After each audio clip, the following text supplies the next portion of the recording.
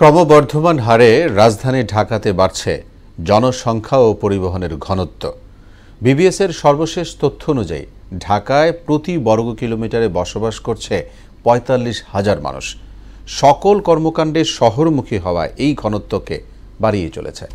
এর প্রভাব পড়ছে পরিবেশের উপর, ফলে বসবাসের জন্য অনুপযুক্ত হয়ে উঠছে এই শহর। মিরাজ সুমনের ক্যামেরায় জাহিদ সবুজের ২ পর্বের ধারাবাহিকের আজ দেখুন শেষ পর্ব।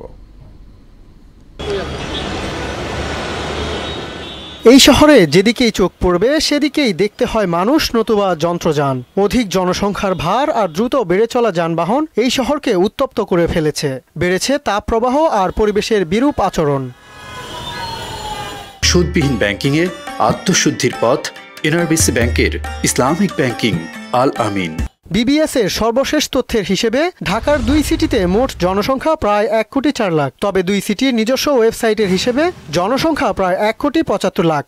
২০২২ সালে জনশুমারির প্রাথমিক ফলাফলে দেখা যায় ১ দশকে ঢাকায় মানুষ বেড়েছে ৩৩,০৮,০০০। তাই জনগণকে এ বিষয়ে আরো সচেতন হওয়ার তাগিদ দিয়েছেন বিশেষজ্ঞরা। জনের উপর ডিপেন্ড করে একটি শহরের ঘন বসতির অবস্থাটা কিরকম থাকবে। ক্রমাগত আবাসন বাড়ছে, ক্রমাগত ট্রান্সপোর্টেশনের জন্য নতুন নতুন ভেহিকেল প্রবেশ করছে ঢাকা শহরে, যার ফলশ্রুতিতে এই সবগুলোই এক ধরনের অ্যান্টি ক্লাইমেট ইম্প্যাক্ট আবার আমাদের উপরে এসে পড়ছে। অপরদিকে পরিবেশ অবনতিতে পরিবহনের ভূমিকা কম নয়। বিআরটিএ পরিসংখ্যান বলছে ২০১১ থেকে ১৪ সালে গড়ে ১.৫ লাখের বেশি নতুন যানবাহন রাস্তায় নেমেছে। ২০১৫ থেকে ১৬ সালে তা হয় দ্বিগুণ। ২০১৭ থেকে ১৯ সালে এই পরিমাণ দাঁড়ায় ৪.৫ লাখে।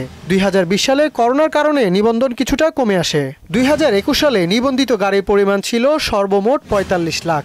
বিআরটিএ জানায় প্রতিদিন গড়ে ৩০০টি ব্যক্তিগত গাড়ি ঢাকার রাস্তায় নামছে। তাই শুধু জনসংখ্যাই নয়, পরিবহন অব্যবস্থাপনাকেও পরিবেশের অবক্ষয়ের কারণ হিসেবে দেখছেন এই পরিকল্পনাবিদ। ট্রাফিক কনজেশন বাড়বে, ট্রাফিক কনজেশন বাড়ার অর্থ হচ্ছে আপনার এনার্জি কস্ট বাড়বে, এনার্জি বাড়বে, সুতরাং শহর গরম হবে। সুতরাং আপনাকে বাস রেশনালাইজেশন বা এক একটা রুটে এক একটা বাস কোম্পানি হাতে দিতে হবে, যাতে বাসগুলির মধ্যে নিজেদের মধ্যে কোনো কম্পিটিশন না থাকে।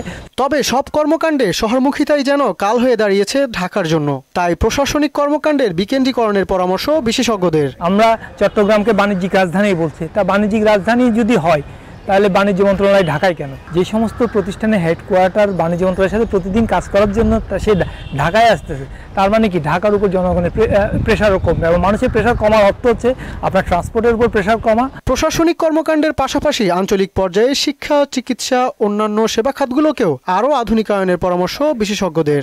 সারা দেশে আমাদের সমস্ত সুযোগ সুবিধাগুলোকে ছড়িয়ে দিতে পারি, তাহলে দেখা যাবে একটি সময় ঢাকা শহর আরও বেশি সহনীয় হয়ে উঠবে। রাজধানীতে জনসংখ্যার ঘনত্ব দিনকে দিন বেড়েই চলেছে। জনসংখ্যার ঘনত্বের বিচারে রাজধানী ঢাকা এখন বিশ্বের বৃহত্তম মেগাসিটি।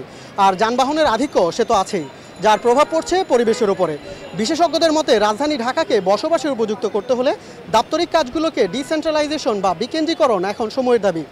জাহিদ সবুজ, মোহনা সংবাদ, ঢাকা।